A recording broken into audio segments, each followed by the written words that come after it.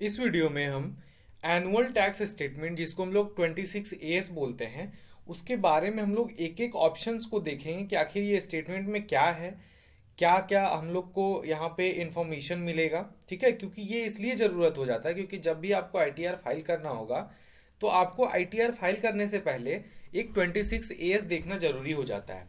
इसमें ये हो जाता है ना बेसिकली कि अगर आपका पैन से रिलेटेड आपको भी याद नहीं रहेगा कि कौन सा ट्रांजेक्शन्स हुआ था और अगर उसको आप आईटीआर में रिपोर्ट नहीं करोगे तो फिर न्यू नोटिस आने का संभावना हो जाता है।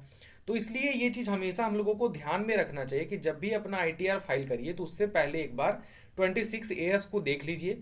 वहाँ पे कौन कौन सा जो भी ट्रांजेक्शन है ये ऑटो रिफ्लेक्ट हुआ है उसको आप वहाँ पे एडमिट करिए अपना आईटीआर में, क्योंकि ये जो मिसमैच होगा तो नोटिस आने का संभावना हमेशा बना हुआ रहता है। तो चलिए इसलिए हम लोग देखते हैं कि आखिर ये जो 26 एस है किस तरह का इंफॉर्मेशन को अपने यहाँ मतलब जमा करके रखेगा और बताएगा यहाँ पे। ठीक है, क्या क्या अवेलेबल होगा। तो सबसे पहले हम लोग को ये देखना है कि ये एक एनुअल टैक्स स्टेटमेंट है। यहाँ पे आपका पैन नंबर रहेगा, ठीक है, उसका स्टेटस रहेगा, फाइनेंशियल ईयर रहेगा, असेसमेंट ईयर रहेगा, नेम ऑफ एसएससी है, एड्रेस ऑफ एसएससी रहेगा। ठीक है, अब हम लोग को यहाँ पे देखना है कि जैसे कि ये पार्ट ए है, details of tax deducted at source. अगर मान लीजिए आपका कहीं टीडीएस डिडक्ट हुआ है तो इन दैट केस आपका कितना ट्रांजेक्शन डेट था, उस कितना अमाउंट पे कितना टीडीएस डिडक्ट हुआ है। ठीक है, तो वो सारा डिटेल आपको कहाँ दिखेगा, पार्ट ए में दिखेगा, है ना। अगर आप मान लीजिए कहीं से आपको कमीशन मिला है और उस कमीशन पे टीडीएस डिडक्ट हुआ है तो उसका जो डिटेल्स है वो कहाँ दिखेगा, पार्ट ए में दिखेगा। ठीक है, तो टीडीएस डिडक्शन से रिलेटेड जो भी ट्रांजेक्शन है वो आपको कहाँ दिखेगा, आपको पार्ट ए में दिखेगा। ठीक है, details of tax deducted at source. Next आ जाता है A1। ठीक है, ये आ जाता है, ये भी है details of tax deducted at source for form 15G और 15H। अब देखिए ये क्या है, फॉर्म 15G बेसिकली क्या है ना कि अगर मान लीजिए आप बैंक में एफडी करवाए हैं और वहां वहां से इंटरेस्ट आपको मिल रहा है तो उस इंटरेस्ट पे क्या है, बेसिकली टीडीएस डिडक्ट होता है। तो आपको क्या है ना कि बैंक को फॉर्म सबमिट करना होगा। अगर आपका एज 60 ईयर से बिलो है तो आपको फॉर्म 15G सबमिट करना होगा। अगर आपका एज 60 ईयर से अबव है तो आपको 15H सबमिट करना होगा। ये बेसिकली एक डिक्लेरेशन है, आपको ये बताना है सामने वाले को with the help of these forms कि भैया मेरा जो टैक्सेबल इनकम है वो कम है, उस पर टैक्स नहीं आएगा, टैक्स लाइबिलिटी उस पर जीरो आएगा या फिर नहीं आएगा, तो इसलिए मेरा टीडीएस डिडक्ट नहीं करिए। तो इस तरह का जो भी बैंक होगा जो ट्रांजेक्शन को आपको रिपोर्ट करेगा तो वो इस हेड में करेगा कि देखिए इसका जो इंटरेस्ट हम दिए हैं वो फॉर्म 15G मेरे को सबमिट किया गया था, इसलिए हम इनका टीडीएस डिडक्ट नहीं किए हैं इंटरेस्ट पे। तो उस तरह का जो भी ट्रांजेक्शन होगा वो आपका कहाँ दिखेगा, पार्ट A1 में दिखेगा। ठीक है, नेक्स्ट जो है ये भी टीडीएस से ही रिलेटेड है, लेकिन क्या है, ये आपका आ जाता है ई मूवेबल प्रॉपर्टी से लेके। ठीक है, ई मूवेबल प्रॉपर्टी, अगर आपका ई मूवेबल प्रॉपर्टी है, ठीक है, ये फॉर सेलर है।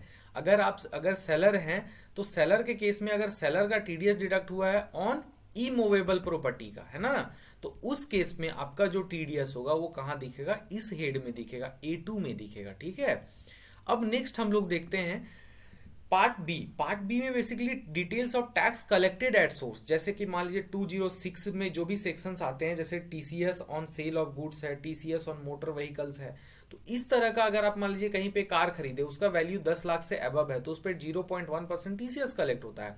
तो वो जो टीसीएस है वो आपको यहाँ पे दिखेगा। अगर आप कहीं से कुछ गुड्स परचेज कर रहे हैं और आप कहीं से गुड्स परचेज कर रहे हैं और उस पर आपका टीसीएस कलेक्ट हो रहा है, जो सेलर है वो टीसीएस कलेक्ट कर रहा है, तो वो है TCS on sale of goods. उस तरह का जो भी ट्रांजेक्शन है उस पर टीसीएस कितना आप दिए हैं सारा का सारा यहाँ पे दिखेगा बी में।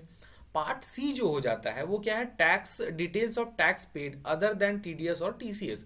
देखिए टैक्स पेड बेसिकली क्या है कि आप जो खुद से पे करते हैं, जैसे एडवांस टैक्स हो गया, सेल्फ असेसमेंट टैक्स हो गया। ठीक है, तो ये सारा का सारा जो है आपका, ये आपका पार्ट सी में रिफ्लेक्ट होगा। ठीक है, आपका टीडीएस और टीसीएस को छोड़ के, क्योंकि वो तो आपका टैक्स पेड नहीं है, खुद से पेमेंट नहीं की है ना, वो तो किसी और से पेमेंट, मतलब आपका डिडक्ट हुआ डेफिनेटली, लेकिन कोई और पेमेंट किया उसका, लेकिन वो सारा दिखेगा पार्ट ए और पार्ट बी में। लेकिन पार्ट सी में क्या दिखेगा आपको, आपको यहाँ पे आप खुद से कितना खुद से चालान जनरेट करके आप जो पेमेंट किए हैं उसका डिटेल आपको पार्ट सी में दिखेगा। नेक्स्ट है कि पार्ट डी में क्या दिखेगा, डिटेल्स ऑफ रिफंड। अगर आपका इनकम टैक्स से रिफंड आया है इस स्पेसिफाइड असेसमेंट ईयर में तो आपको यहाँ पे उसका डिटेल्स दिखेगा।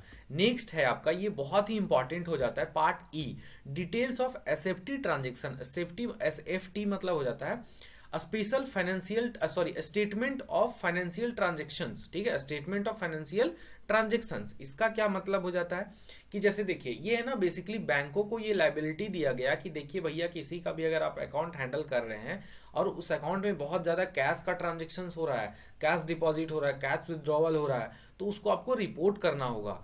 तो उस तरीके का जो भी ट्रांजेक्शन्स है जो कि आपका बहुत ज्यादा मतलब इम्पैक्ट करता है, आपका बैंक को क्या करना है, लाइबिलिटी है कि आपको उसको रिपोर्ट करना पड़ेगा कि देखिए इसका ये बैंक अकाउंट नंबर है, इसका ये इस बैंक में ये ब्रांच में इसका इतना साल भर में पूरा कैश इतना डिपॉजिट हुआ और इतना कैश विड्रॉल हुआ। तो उसका जो है पूरा का पूरा डिटेल यहाँ पे बैंक जब वो अपना सबमिट करेगा इनकम टैक्स को तो वो चीज आपको यहाँ पे दिखेगा कि साल भर में आप कितना कैश डिपॉजिट करवाए हैं, कितना कितना कैश विड्रॉ किए हैं, किस बैंक से किए हैं, किस अकाउंट से किए हैं, तो वो सारा की सारा चीज आपको यहाँ पे दिखेगा। ठीक है, नेक्स्ट आ जाता है आपका क्या, ये है आपका सेम चीज है, डिटेल्स ऑफ ईबीए भी इमूवेबल प्रॉपर्टी है, लेकिन वहां पे ऊपर सेलर के केस में था, लेकिन यहाँ पे बायर के केस में, अगर आप बायर हैं तो बायर के केस में अगर टीडीएस डिडक्ट हुआ है तो उसका जो भी जो डिटेल्स है वो चीज आपको यहाँ पे दिखेगा पार्ट एफ में। ठीक है, नेक्स्ट जो हम लोग देखते हैं वो आपको यहाँ पे अब आ जाता है कि वही चीज है यहाँ पे। अब नेक्स्ट आ जाता है TDS defaulter processing for statement. अब यहाँ पे सारा चीज आपको यहाँ पे बताएगा कि किसका मतलब क्या है, कहाँ से क्या होता है। ठीक है, details of turnover as per 3B।